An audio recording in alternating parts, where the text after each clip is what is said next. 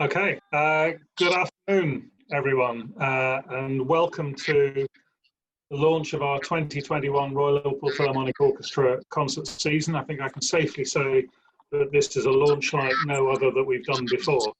And we're very grateful to you for joining us in such numbers. We've got over 300 separate Zoom participants in, and given that I guess some of you will be in couples, hopefully maintaining all social distancing rules, I guess we've probably filled the stalls and the boxes, so that's pretty good going. Thank you very much indeed. I'm joined for this session by Sandra Parr, our Director of Artistic Planning for the Orchestra Ensembles, who has been pulling this season together, and by our Chief Conductor, Vasily Petrenko, as well as Millicent Jones, our Executive Director for Audiences and Development. And I'll hand over to Sandra and Vasily in a few minutes just to talk about the season that we're planning. And Millicent is sort of controlling things here, so if the technology fails, we'll blame her. But also, she'll look after things like the fact that you should all be muted at the moment, because if we had 400 microphones on, it would sound pretty terrible. And if you have any technical problems as we go on, or indeed anything that you would like to ask us, if we could ask you to use the chat function, which if you've not used this before, you should see at the bottom of your screen. And if you just click on that, you can type a message in.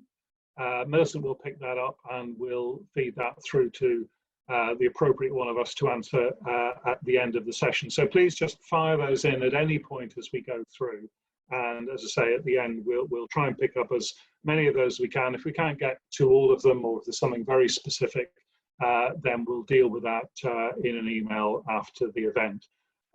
The other buttons you've got at the bottom, you may have a reactions button. I'm not sure whether you do or not, but if you do, you can use that to wave a hand at us or give us a thumbs up, just to make sure that you're hearing everything okay. So the format is, I'll just say a few more words by introduction, then Sandra and Vasily will talk about the season, and then we'll pick up any comments and questions that you've got, and then we'll finish with a little musical performance that we've got. You should all have received an email with a link to our brochure last week, so you should know already the content of what we're planning for the season. But if you haven't had that for any reason, please email us at boxoffice, all one word, at liverpoolphil.com. That's boxoffice at liverpoolphil.com, or you could mention it in the chat button on the screen, and we'll pick that message up and we'll make sure we get that to you. And that also has all the details about the on-sale process as well, which we can go through later on in the season. I think I'd like to say, I mean, this is, of course, Vasily's 15th and final season as our Chief Conductor, so it was always going to be a very special one. And I think that the season we've got for you is one that I'm really excited about. I think we all are. I think there's some astonishing stuff in there. And I hope you enjoy it, and I hope you agree with us on that. Before we get that, though, clearly we're in very strange and unexpected times, and I think it would be right to say a little bit about the situation that we find ourselves in. And I guess the first thing to say is to hope that you're all safe and well and coping okay. These are difficult times in lots of ways, but maintaining everybody's health, both mental and physical, is the absolute priority. And I would like to say that we know that we have lost some friends and some audience members during this period, not necessarily from COVID-19, but we have lost a few, and our thoughts are with them, and indeed with any of you who may have lost someone close to you over these last couple of months. Our last public event was on, I think it was the 24th of March. It was an Harmony concert we did on a Monday afternoon. The orchestra were due in the next day with Vasily to start rehearsing for Mahler's Third Symphony. And of course, at that point, the guidelines were made clear from the Prime Minister, and we closed the building down. And over the last 7 weeks, as you will know, we've lost an awful lot of shows that concerts that we spent in some cases literally years planning, and I know that many of you had really been looking forward to. That's obviously hugely disappointing, but what the team have been doing has been to work hard during that time and to prepare and make sure that we've got as good a season as we can for next year. And you may have noticed already that there are some elements of the concerts that we've lost in these first few months that we've been able to rearrange things to put back into next season. And we wanted to do that as much as we can. So we did make some quite late changes there. But crucially, everything we've been doing has been about making sure that we're ready to come back as soon as it is possible to do so. And that's why we're putting this season on sale and sharing it with you now, because we're working on the basis that we'll be ready to go as soon as we can, and as soon as we know that we can meet whatever the government guidelines are in place at any given time to ensure the safety of our audiences and our musicians and our staff. But of course we know, and we have to acknowledge, that there's a risk to this programme. We hope that come September and late September we'll be up and running again. But of course, it's possible that developments may mean that we're not able to deliver all of the programme we're sharing with you as we normally would. As I say, though, we felt it was really important to share our plans because we hope that we will be able to get going straight away, and we need to be ready and up and running. But because of that, we're obviously making undertakings to you on booking. If you're a subscriber in any event, part of the benefit of being a subscriber is that you can return your tickets for any concerts at any time for any reason. We will give you a credit voucher against a future booking.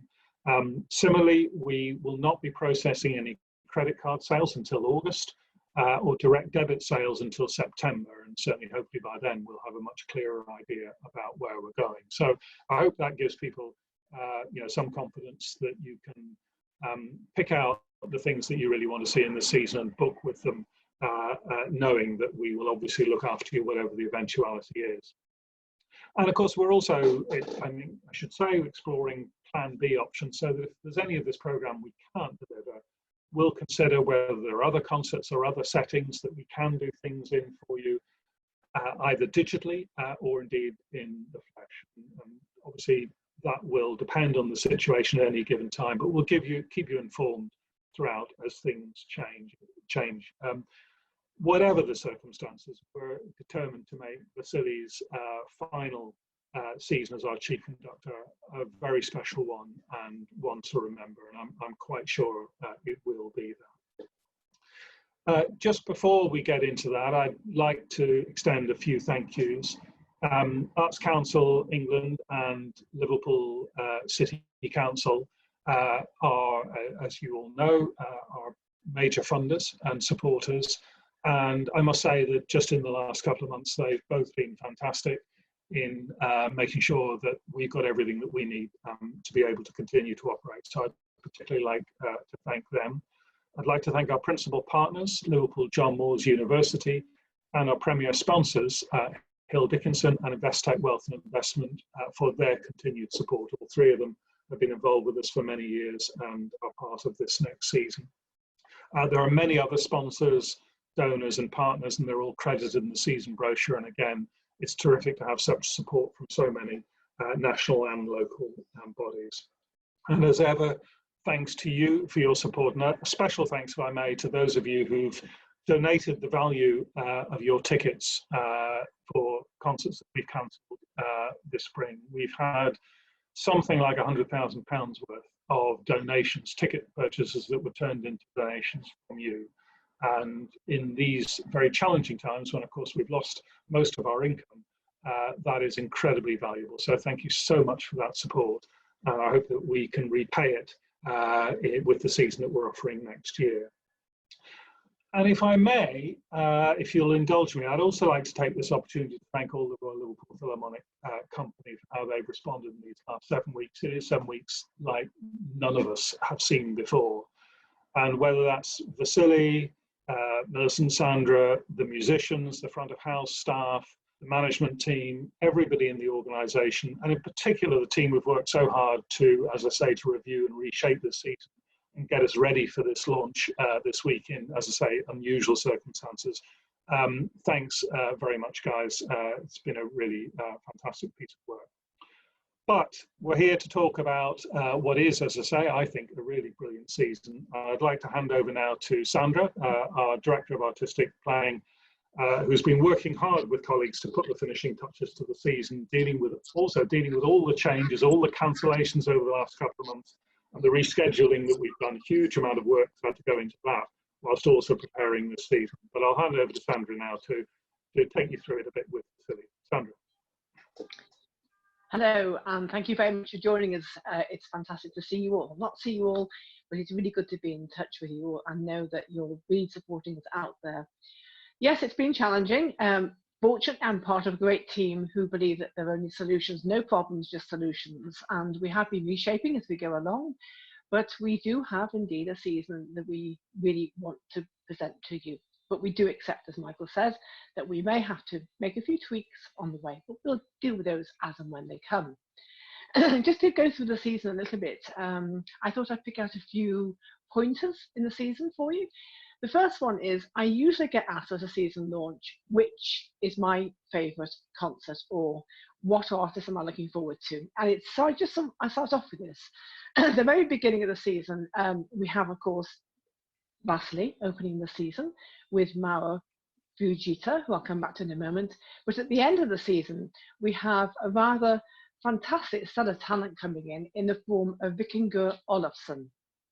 Now, he is at the moment, to quote the Gramophone, the most talked about pianist on the planet at the moment. He's won a whole raft of awards, the Gramophone magazine, Artist of the Year, BBC Music Magazine, Recording of the Year, BBC Music Magazine, Instrumental Album of the Year, and so it goes on. He is in great demand, but I'm really very, very pleased that we managed to get him to Liverpool, not just for a concert which will be conducted by Andrew Manzi, but also for a recital which will close our chamber series at St George's Hall. I'm very sorry, a frog has appeared from somewhere in my throat. We also have a whole raft of new conductors coming to Liverpool. And one of the ones that we're going to welcome is Eva Ollikainen. She is from Finland. We seem to have a lot of northern country talent coming through this year. And she started conducting at the age of 12, just showing it's never too young to start conducting. She's now become principal conductor of 2 orchestras, one in Italy and the Iceland Symphony Orchestra. And she'll be performing here in Liverpool with the French pianist who's been before a few times, Jean-Efflam Bardezet, playing Bartók Piano Concerto No. 1. Another new conductor we have coming up in the season is Kevin John Edersee. He's a German conductor appearing here for the first time also, and he's coming with the Dutch violinist Simone Lamsma, who we will have seen last season. Fantastic talent, amazing talent. And for Kevin John, you may have seen his face before because he conducted the Chenicke Orchestra at the Proms a couple of years ago. So if you think you've seen him before, that's where it will have been. Another conductor we have coming is a Swiss-Australian conductor, Eleanor Schwartz. She's based in Switzerland, but she has posts in Tasmania, and she's also a Dudamel Fellow with the Los Angeles Philharmonic. So stopping off in Liverpool for a week on the way home back to Switzerland in June, she'd be very happy to be here for her first performance with our orchestra. She's coming with another Dutch violinist, this time the very young Noah Wildschut, who we saw last season. This time she'll be coming with Tchaikovsky. She's incredible. She's only just a teenager still. Absolutely amazing talent. So I'm looking forward to that concert. We have another young violinist, Timothy Choi, coming, and he's going to play the Sanson Concerto No. 3 with Vasily on the 6th of March. He's an amazing young talent. He won the 2018 Euroking International Violin Competition in Hanover. And I remember Andrew Manzi arriving in Liverpool the week after he'd won it, saying, "You've got to get this guy if you can. He's fantastic." So we got him, and we'll find out. Lisa Furshman is another violinist, another Dutch violinist, 3 of them coming that season. That's purely by chance, not by design. And she's going to play the Brahms Violin Concerto with Vasily, hopefully the week before we go on tour over to the Netherlands. Mauro Fujita, I mentioned very briefly, was a prize winner in the Tchaikovsky International Piano Competition. Now, Vasily conducted the finals of this competition. And he asked us, could we please invite him to Liverpool to open the season? Fortunately, he was free on that day, and hopefully in September, we'll be able to see him coming to Liverpool to play Tchaikovsky 1. Another debut conductor we have coming to Liverpool is Annette Tsavo. Now, she's going to be doing the Bach St. John Passion. Jeanette's an American conductor, and she spent her earlier years in a joint career as a musician and a dancer, not many of those around, before she decided to go into conducting, and she studied with Robert Sabano, Roger Norrington, and Leonard Bernstein. She has formed her own group called Apollo's Fire. They had toured around all over America, and in America, in fact, she's the biggest name in Baroque, or perhaps I should say Baroque, as they say in America. She is the person to go to if you want Baroque music in America. We met her when she was coming through Liverpool by chance on the way back down to London. She was here a few months back, and we talked to her about the plan for the St. John Passion, and we're going to semi-dramatise it. That'll be next April, the 1st of April, and I know that our choir are going to have great fun working with her on that concert. We have some people returning to Liverpool, of course, as always, and one of those people coming back will be Mikhail Gertz. He's an Estonian conductor who jumped in last minute season before last, and we're going to bring him back to do Tchaikovsky number 4. We also have the return of Kachin Wong, a young Singaporean conductor. He is just a bundle of energy. That's all I can say about it. He has so many ideas. And if you Google his name at the moment, you'll find how he's been very inventive. Lots of online activity during this lockdown period. There was no way that a lockdown period was going to keep him down. He's just so alive and so active on everything. We're also going to see the return of Domingo Hindoyan. He's coming back with 2 Liverpool favourites. We bring back Stephen Huff on the 29th of October.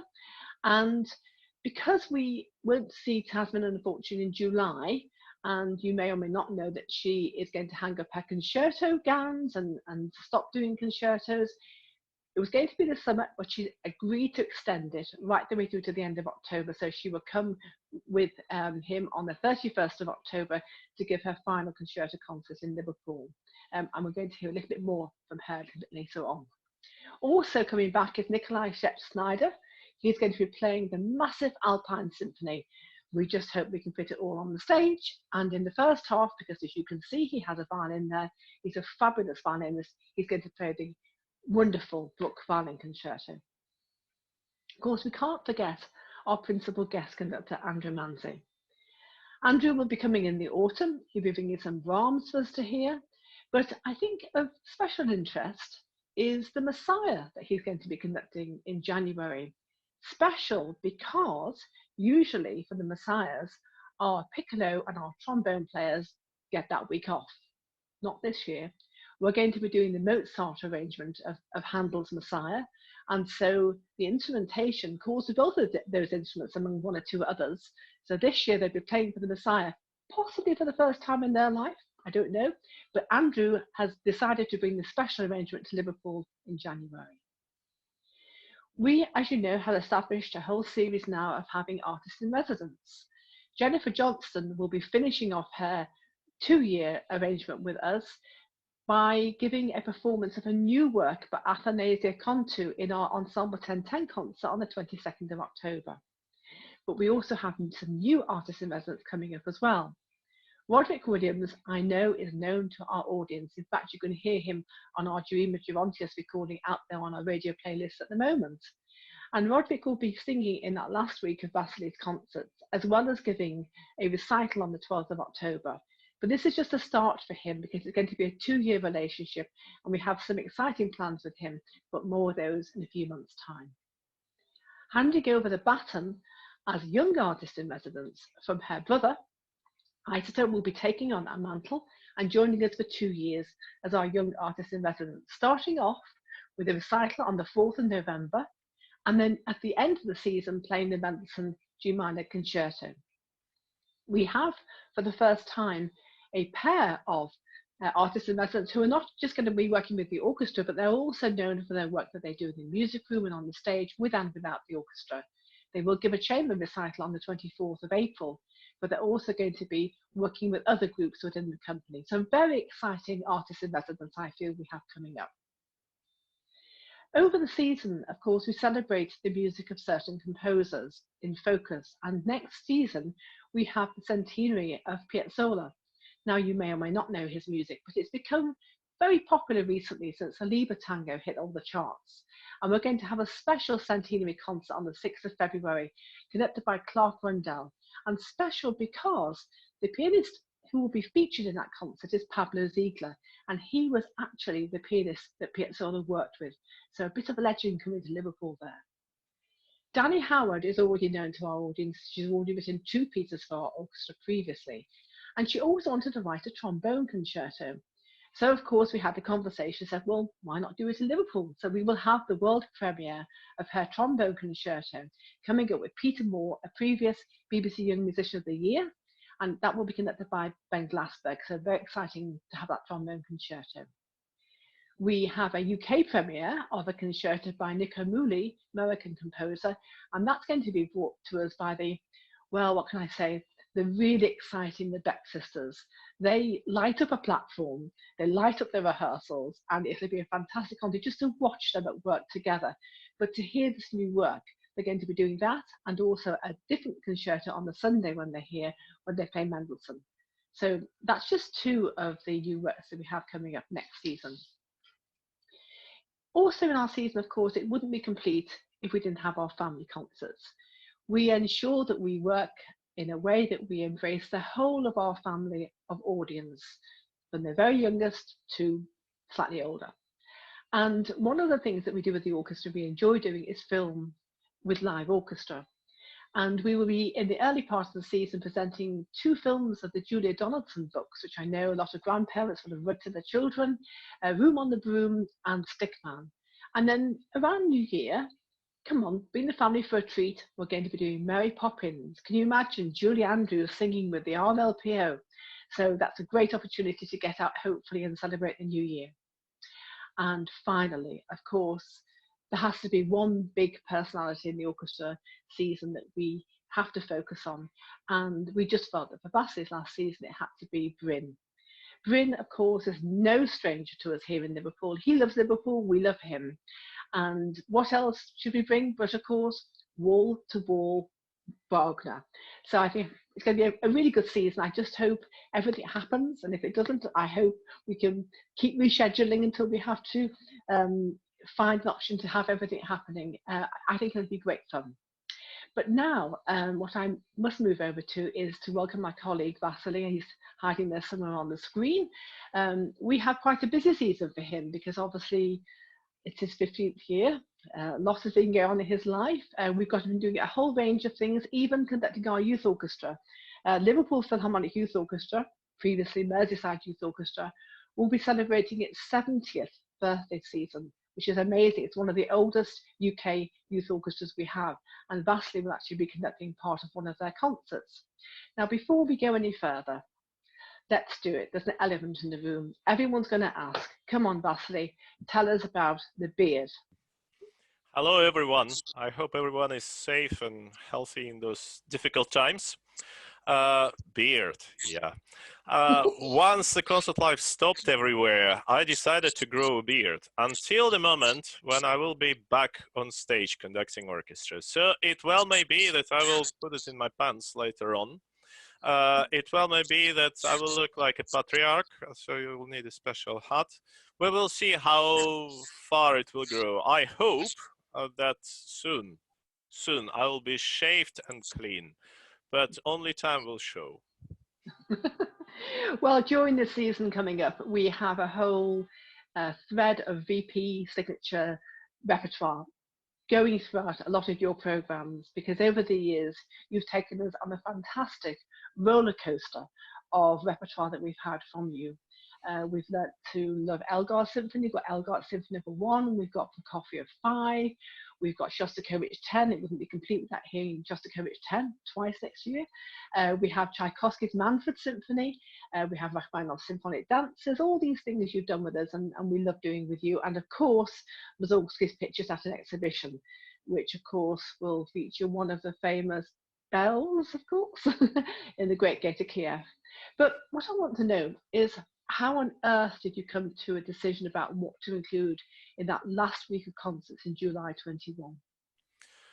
It wasn't that easy I because over remember. 15 years we had so much music. We've performed so many different pieces. We had so many milestones. And actually, throughout the season, I was trying to put all of them, or some of them at least, into the programming, just to make a little bit of retrospective of what has been done in the past. But there are also a lot of things which I think lead to the future. There's a lot of pieces, there are some pieces which will be performed for the first time, not just absolute premieres, but for me in Liverpool.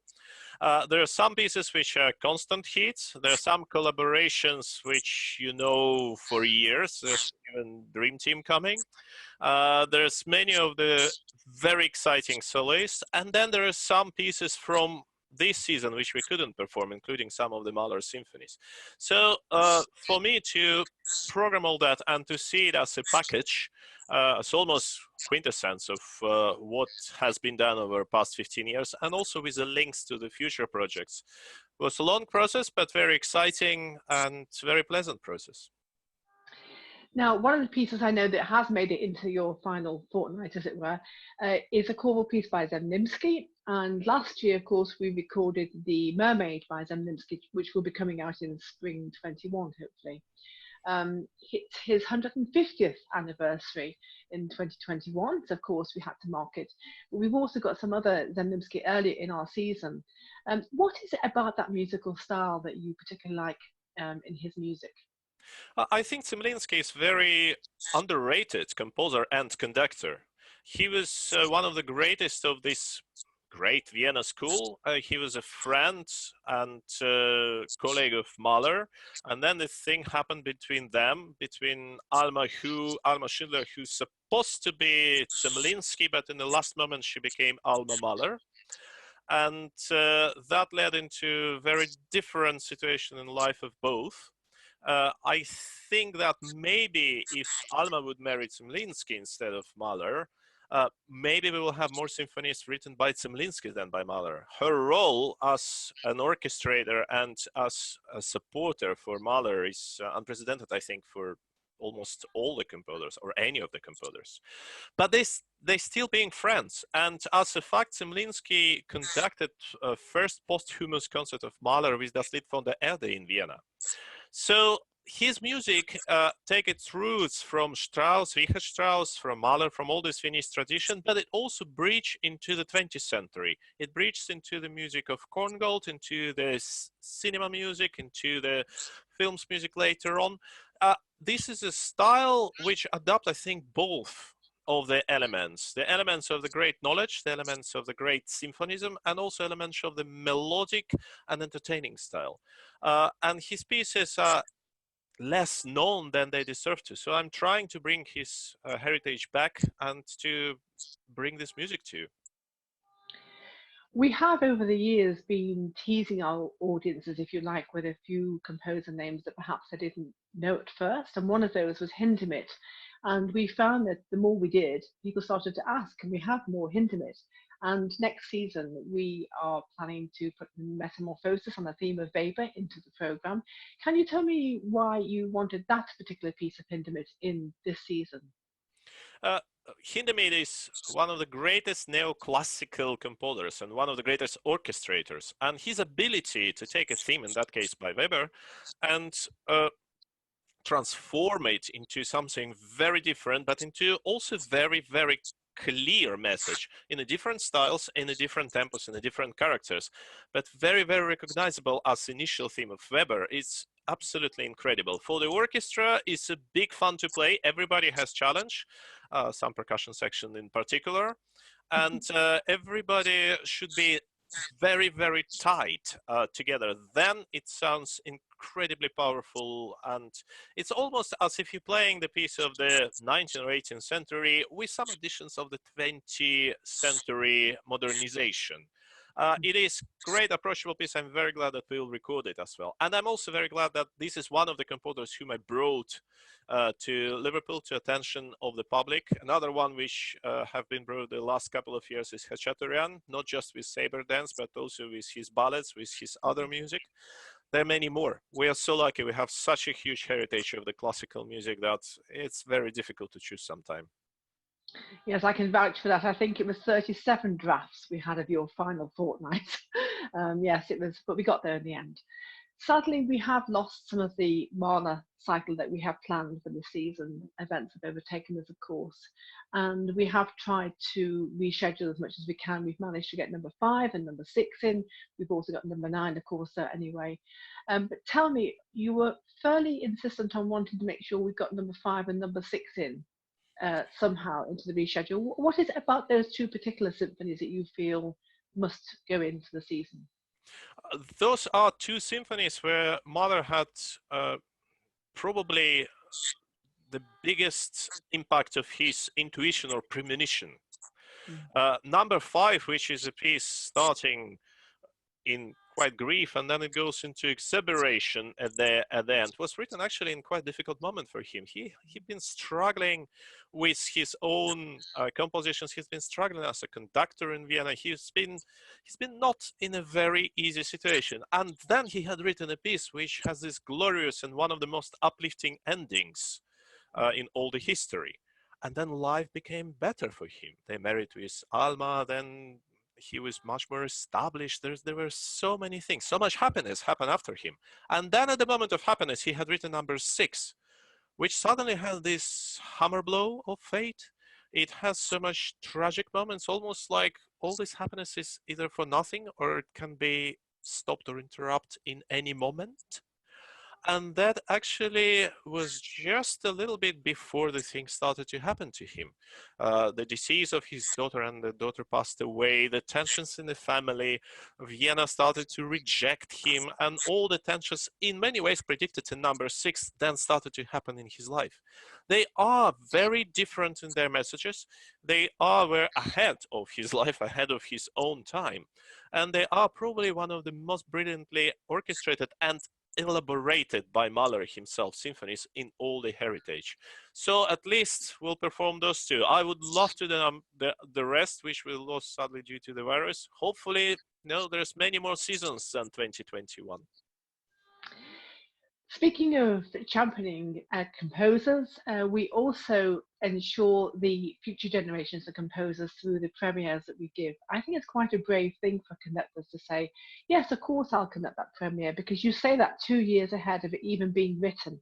You have no idea what's going to turn up on the score. I think it's a very brave move for conductors to commit to premieres. But we've got 3 next year for you. We've got The Grace, the Evangeline Mason, The Imagined Forest. Now, at the moment, it's planned that that will have its world premiere at the BBC Proms on the 9th of September. But of course, speaking today as we are, we have no idea what will happen to the Proms at the moment. Whatever, it's programmed also to be in your final week in July, so we will get to hear it in Liverpool. We also have rescheduled the Victoria Borisova Olas Cello Concerto with Truls Mork, which should have been on the 30th of April. We're going to be doing that next season as well. We've managed to move that over. And then also in your final week, we have the Bernd Richard Deutsch new work, which hasn't got a title yet, has it? We've got an idea what it's going to be about, but we haven't actually got a title from it.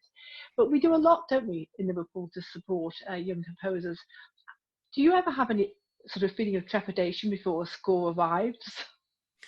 Always. And I think it's very important that we're doing as many premieres as we can. Actually, I'm very, very curious how the current period of lockdown and quarantine everywhere in the world will affect the compositions. Because I think a lot of people have much more time to compose those days, and a lot of people are thinking and considering some different ways of compositions. So, we may have an influx of new creative ideas for the orchestras, for the ensembles, for any kind of music.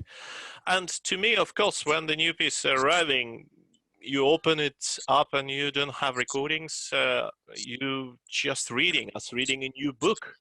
And I'm always trying to talk to composers, always trying to ask them what is the piece about? What is your vision? What is behind the notes? And with old classical music, unfortunately, we can't ask them. They left some of the notes, I mean literature notes, but you can't talk to them. You can't talk to Beethoven, sadly, unless the time machine will exist in the next couple of weeks. But with modern living composers, it's always a pleasure. It gives a very different angle, and I think it is a duty for every orchestra and every conductor, especially chief conductor, to present as many written music, fresh written music to the audience as we can. Then the audience, you will literally decide which one deserves to be masterpiece and which many will be neglected. But to be able to make this decision, you have to be able to hear the piece. For that, I'm always trying to encourage the orchestras and any performers to bring the new pieces of music and to present it to audience, to the large audience, which is very important. I have to say, just watching you and listening to you just now, Bassett, it's just really sunk into me that this is the last season launch that I will do with you. And I want to place on record here my thanks on behalf of all the teams and colleagues that I work with behind the scenes, not just on the platform. It's been great fun. I don't think you have any idea out there how much fun we have really planning and programming for the seasons that we have. Vasi has no end of ideas. The problem is trying to funnel them down into a season that we can afford to do. He has many more ideas than we'll ever be able to do. But it really has been great fun. So I wanted to say a big thank you to Vasily here and now. And thank you out there. I'm going to let you finish. Just to say thank you for joining us this evening. Please keep safe, keep well, and keep in touch. And Vasily, go on, have the last word. Oh, well, yeah, it's actually to pass back all the thanks, not just to Sandra, Millicent, or Michael, but to all the team. All what we have achieved in the last 15 years would not be possible without this strong team and this strong vision, this desire, this willingness to work, this fun from doing this work, and this unity which we had in organization over so many years. I hope this unity will continue instead of all the difficulties, which I hope is temporary. And I'm sure that the value of culture will bring some very new edges into the society, will bring some new values, new understanding and acknowledgement of not just essential and key workers, but also our humanity, what is important for us as humans, what is our heritage, and how we can care this heritage, how we can bring it forward, and how we can expand it. So all the kudos and credits to all the team. You did incredible work over the last years, and I'm sure you will do it in the next season and many seasons after. Millicent, over to you. Thanks very much. We've been getting questions in during this presentation, and we had a few to start. So I'll start with one for Vasily from Anthony. What piece of music would you choose as your isolation soundtrack during this period of time? Oh. It's a tricky one, again, because I have about, I don't know, a couple of thousands of pieces of music in my mind, which sounds one after another all the time. Until now, it's actually even more intense because I'm not working at the moment. I'm not conducting. I'm not actively guiding the music. So it sounds in my mind constantly. Right now, what is there is some of the fragments from Rachmaninoff's Second Symphony, but it doesn't mean that I'll bring it with me into the desert island. I think for people in isolation at the moment, it needs to be some meditative music, but with a hope. So maybe some music actually of John Tavener. We had a recording of the Requiem, but there's many other pieces. There's so many pieces. Lark Ascending, for instance, the pieces which gives your mind a clearance and clarity. And actually the role of the music, the role of mental health and how we can help it in the current days and in the future difficult years, it's still yet to be explored. Fantastic. We've got another question from Pamela who wants to know how we will manage social distancing within the hall, should we need to do that. And that question has been asked by several people. So, can I? There was several researches and several tries and attempts to assemble orchestras and even some concerts in various countries. We will see what the guidance will be. The guidance is at the moment, they ranged from 6 meters in some countries for some instruments into 1 meter in the other countries. There are some countries who even thinking that they can get agreement between the musicians that they can perform while sitting tight together, upon agreement, obviously. For the audience, obviously, there's social distancing. I had 3 conversations with various orchestras who've tried such things, without me, obviously, in presence. And they told that the first thing was the doctors who were as a consultants at the time when they were trying. One thing which all 3 doctors said is you have to put a huge screen in front of conductor. That's the most dangerous person. 3 on 3 meters, glass screen. Probably a lot of musicians will appreciate it. Michael, do you want to come in on that as well? Yeah, because I know this is a question that a lot of people will be thinking about, and as you can imagine, we've been thinking about it a great deal. Vasily's alluded already to actually one of the challenges, which is whatever social distancing rules may apply, will apply on stage as much as in the audience. And that might mean that we couldn't get a full 70, 80, 90 piece orchestra on the stage. We're working at the moment in presenting this series to you and in planning it. We're working on the basis that we will be able to operate safely and normally, both on stage and in the auditorium. That's the only way that we can work at the moment. And so that's how we're selling these concerts. Subject to how things are when we get to September, or whenever we start with our first concerts back, we'll obviously have to take full account of whatever restrictions are in place at the moment, whatever guidelines are in place in the government. And we obviously will only operate if we can fully and safely comply with those for the benefit of our audiences, our musicians, and our staff. And if we feel we can't do that, then clearly we wouldn't open. I think it's worth saying that one of the many challenges is if you took the current social distance restrictions, the numbers we could get in the auditorium would actually be very small. It would be very challenging indeed. So, as I say, we're working on the basis that we hope that we'll be able to operate normally. If we can't, we will. And we're keeping track of this all the time and thinking about as many scenarios as we can. But as you all know, things are changing on a daily basis. So we're preparing as best we can for whatever position we'll be in. But we will have to take a view as we get nearer the time and things become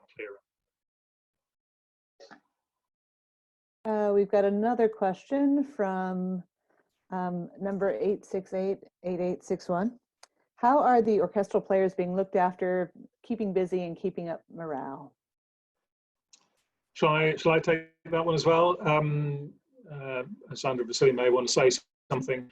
The musicians, of course, are not able to do the work that they want to do and are here to do, which is to perform as an orchestra. And for many of them, it'll be the first time for a very long time that they've been in that situation. So it's clearly frustrating and challenging for them.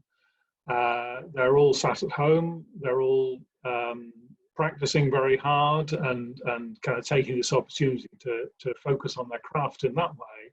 But of course, they're frustrated, as we all are, as the whole team is, because this organization is about putting concerts on, putting learning and participative events on, and taking music to people and engaging people in music, and the fact that we can't do it is incredibly frustrating. So the musicians are at home. They are, if you know, you've been following this, we have the job retention scheme, which the government has outlined very helpfully, which is paying a significant part of salaries for staff in organisations that can't work at the moment. And about 90% of the Liverpool Philharmonic staff are currently on furlough, and that includes the musicians. So everybody's being paid, and we're keeping in close contact. We've got regular Zoom meetings like this one for all the company, and it's actually great. In those meetings, we can see everybody's faces, and it's just nice to be able to see the faces of colleagues, both in the orchestra and in the staff, at least on the screen, if not in flesh. So I think everyone's doing fine. Everyone's in good health within the company, but just best to get back to doing what we're here to do and to playing. So just one last question. What planning is there for the Phil's community outreach programs during the next few weeks or months?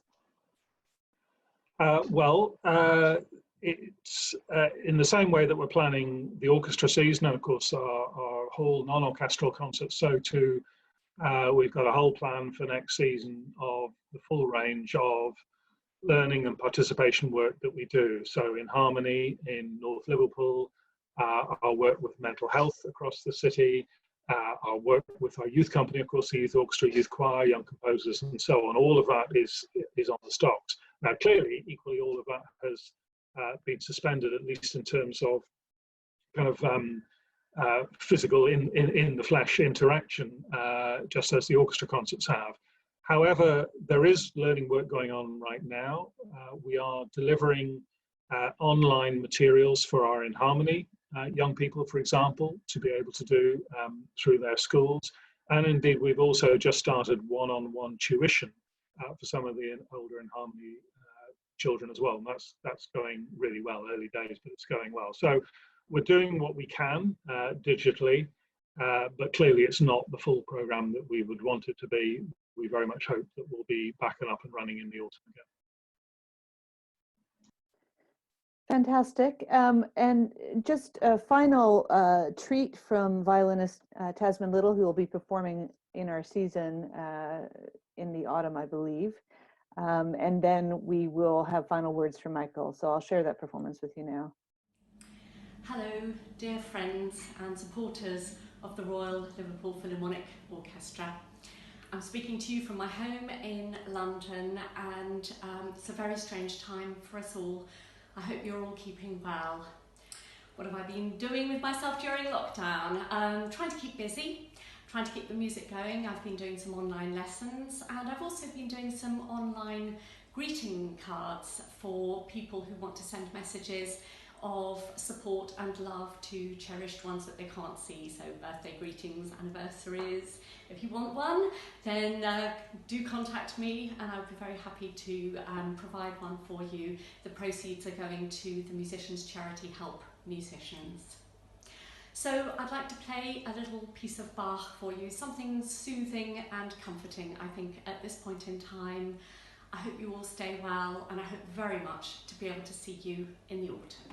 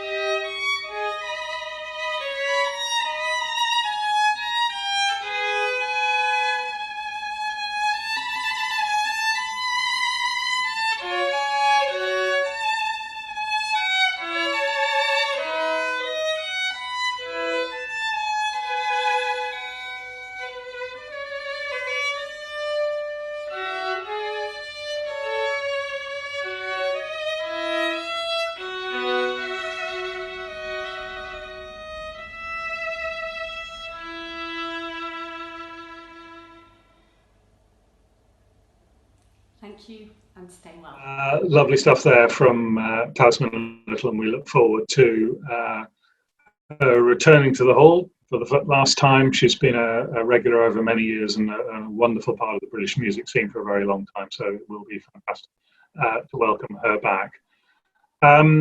Just finally from me, thanks very much for listening. Thanks for had some very nice messages coming in as well, and we really appreciate your support. Just a reminder that if you're interested in booking a subscription, they are on sale now. Single tickets will be on sale from mid-June, from the 15th. And if you want to do that, if you've got any queries about that, our box office staff are, like all of us, busily working from home at the moment, but they are available to help you. And look forward to doing that, and to dealing with any questions around cancellations and so on, or turning your tickets into donations.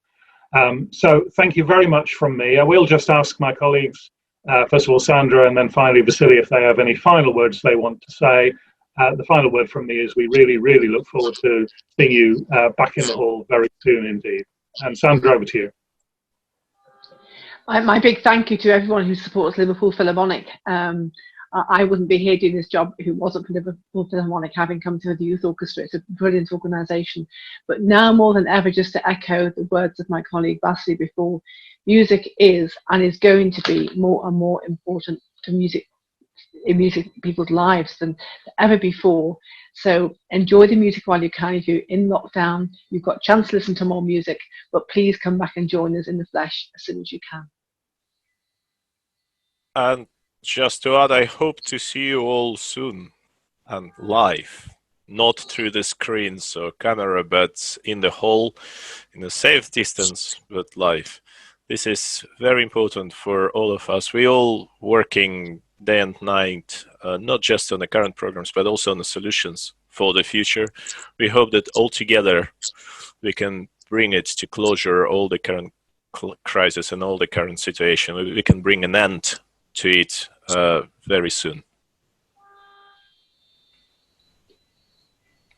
That's it, I guess. Thanks Thank very you. much. Good night. Good night.